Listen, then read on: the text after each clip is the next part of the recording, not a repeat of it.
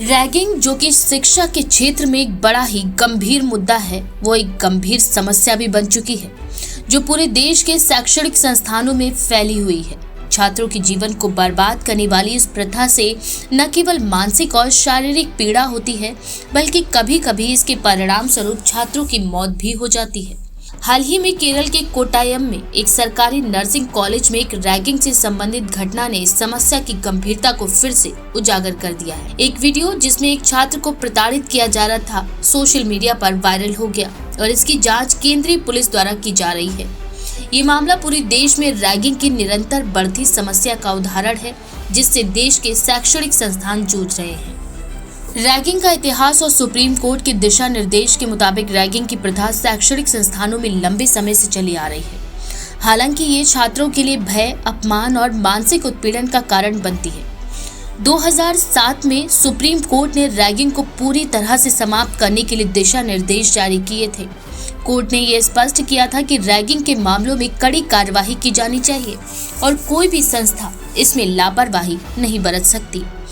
इन दिशा निर्देशों के तहत कॉलेजों को रैगिंग की रोकथाम के लिए सख्त कदम उठाने के आदेश दिए गए थे, जिनमें छात्रों के लिए जागरूकता अभियान, रैगिंग विरोधी समितियों का गठन और कठोर सजा देने की व्यवस्था शामिल थी। हालांकि इतने वर्षों बाद भी रैगिंग के मामले कम होने के बजाय बढ़ते ही जा रहे हैं। ये एक ऐसी प्रणाली का उदाहरण है जो कागजों पर तो प्रभावी दिखती है, लेकिन जमीनी स्तर पर इसका कोई ठोस असर नहीं दिखता है। रैगिंग के खिलाफ जारी सुप्रीम कोर्ट के दिशा निर्देशों का पालन ठीक से नहीं किया जा रहा है और शैक्षणिक संस्थानों में रैगिंग की समस्या लगातार बनी हुई है। रैगिंग की बढ़ती घटनाएं और कमजोर प्रणाली को देखते हुए रैगिंग से संबंधित शिकायतों में अब एक जबरदस्त उछाल आया है। पिछले कुछ वर्षों में कई गंभीर रैगिंग घटनाएं भी सामने आ चुकी हैं, जिनमें छात्रों की मौत तक हो चुकी है। फिर भी शिकायतों की संख्या में वृद्धि के बावजूद रैगिंग के खिलाफ प्रभावी कदम उठाने में कई समस्याएं बनी हुई हैं।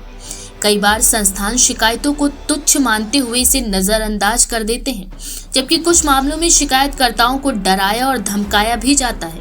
ये स्थिति और भी तब जटिल हो जाती है जब रैगिंग के मामलों में जिम्मेदार व्यक्तियों को ढूंढना मुश्किल हो जाता है और गवाही लेने की प्रक्रिया में भी देरी होती है। रैगिंग की वजह से होने वाली मौतें और शारीरिक तथा मानसिक चोटें छात्रों के लिए गहरी समस्या बन चुकी हैं। इसके बावजूद भी शैक्षणिक संस्थानों में रैगिंग की रोकथाम के लिए कड़े कदम नहीं उठाए जा रहे। सरकारी नियम और दिशा निर्देश केवल कागजों पर ही लागू हैं और जमीनी स्तर पर उनका पालन नहीं किया जा रहा है। रैगिंग की कानूनी परिभाषा अब तक पूरी तरह से स्पष्ट नहीं हो पाई है और इसे समझने में छात्रों और शैक्षणिक संस्थानों को कठिनाइयां भी होती हैं। यही वजह है कि कई बार संस्थान रैगिंग के मामले को सामान्य झगड़े या छात्रों के बीच की शरारत मानकर टाल देते हैं। इसके अलावा रैगिंग से संबंधित मामलों में प्रभावी निगरानी की कमी भी देखी गई है। कई बार शिकायतों को सुलझाने में महीनों का समय लग जाता है, जिससे पीड़ित को न्याय नहीं मिल पाता। भारत के कई शैक्षणिक संस्थानों में रैगिंग एक आम बात बन चुकी है। विश्वविद्यालयों और कॉलेज में प्रवेश पाने वाले नए छात्रों को पुराने छात्रों के द्वारा मानसिक और शारीरिक उत्पीड़न का सामना करना पड़ता है और ये अक्सर बिना किसी डर और जिम्मेदारी के होता है। छात्रों को अक्सर ये समझाने की भी कोशिश की जाती कि ये मजाक या परंपरा का हिस्सा है और इसका विरोध करना गलत है। यही मानसिकता रैगिंग को बढ़ावा देती है। रैगिंग के मामलों को रोकने के लिए केवल दिशा निर्देशों और नियमों से काम नहीं चलेगा, बल्कि संस्थानों को सख्त कार्यवाही करनी होगी। रैगिंग के आरोपियों को कठोर सजा देने के साथ साथ संस्थानों को ये सुनिश्चित करना होगा कि वे शिकायतों को गंभीरता से ले और उसका शीघ्र समाधान करें।